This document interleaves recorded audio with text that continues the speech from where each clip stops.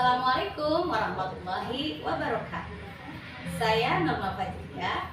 Saya adalah guru di SDN Dayakolot 2. Kali ini saya akan mempresentasikan review buku yang sudah saya baca.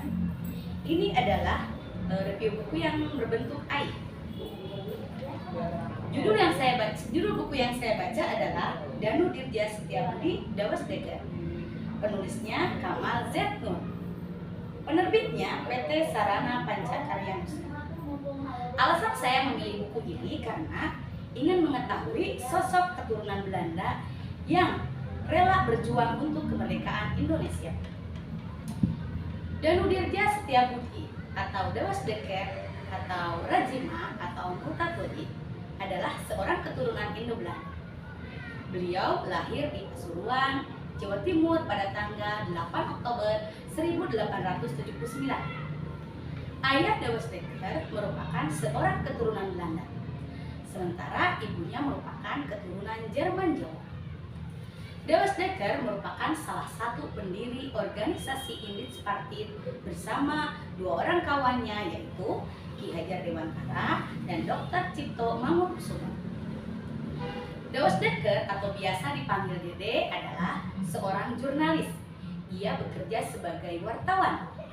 Dalam harian, ia sering menulis kritikan-kritikan pedas terhadap kejaman pemerintahan Belanda di Indonesia.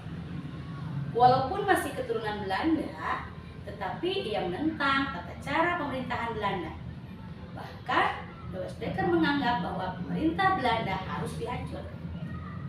Kritikan-kritikan inilah yang menyebabkan beliau ditangkap oleh Belanda.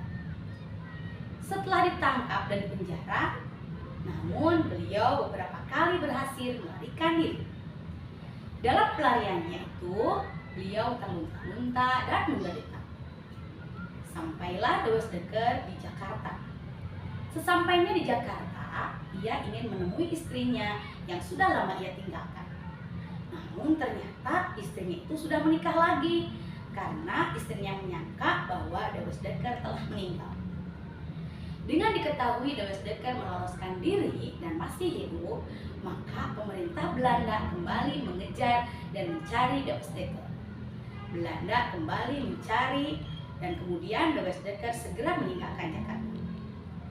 Setelah berpindah-pindah tempat, akhirnya Dawasdeker sampai di kota Bandung.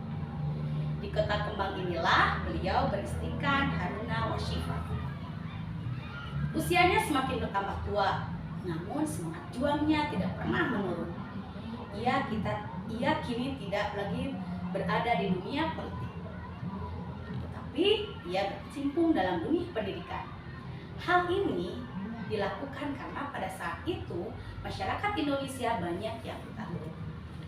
Oleh karena itu, ia pernah mendirikan sebuah sekolah seperti halnya yang dilakukan oleh Ki Hajar Dewantara dan Dr. Cipto Mangunkusumo. Ketiga tokoh ini dikenal dengan tiga serangkai.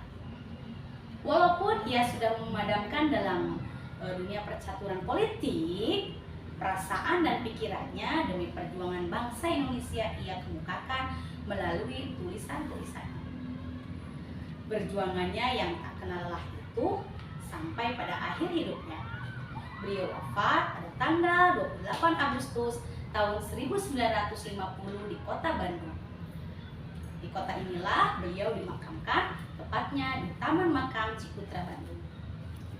Hikmah dari buku yang saya baca, kegigihan seorang Dawasdeker dalam menentang penjajahan Belanda patut kita tiru. Beliau seorang yang berani membela yang lemah, kritis terhadap ketidakadilan, dan terus berjuang serta rela berkorban untuk kemerdekaan Indonesia. Demikianlah presentasi yang bisa saya sampaikan. Salam literasi. Wassalamualaikum warahmatullahi wabarakatuh.